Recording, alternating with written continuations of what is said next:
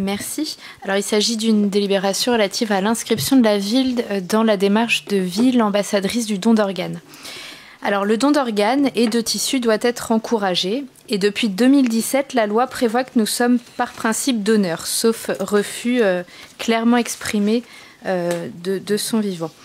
Pourtant, alors même que 80% des Français se disent favorables au don d'organes, eh bien moins d'un sur deux en a parlé à ses proches et dans un tiers des situations, les proches préfèrent rapporter une opposition. C'est pourquoi il apparaît essentiel de communiquer, de sensibiliser simplement à l'importance de le dire à ses proches pour tout simplement sauver plus de vies. Voilà pourquoi nous vous proposons dans la présente délibération de s'inscrire dans la démarche ville ambassadrice du don d'organes, qui se concrétisera par exemple par la signature d'une charte, par des panneaux apposés aux entrées de ville, par la participation à la manifestation annuelle du 22 juin sur la journée du don d'organes, ou encore avec la plantation d'un arbre de vie.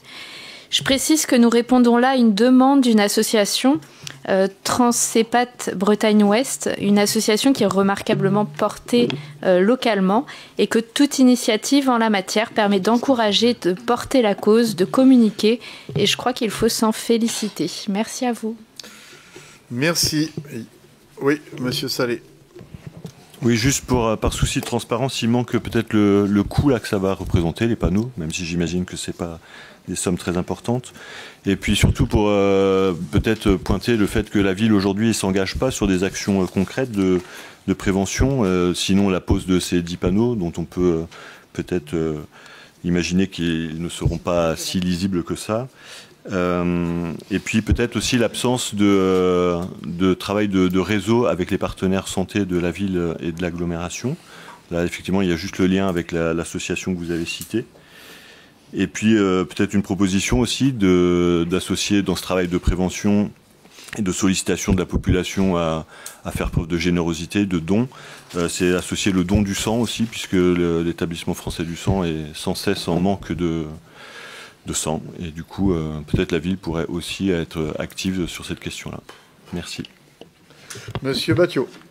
Oui, donc je complète juste sur le don du sang aussi, et peut-être une proposition pour que ce soit très efficace dans le Rochemag, qui est une page don justement au niveau des organes et du sang. J'étais donneur de sang jusqu'à il y a peu de temps, effectivement, ils nous rappellent dès qu'on peut, parce qu'ils sont en manque. On est quelques-uns dans la salle que je connais à donner du sang.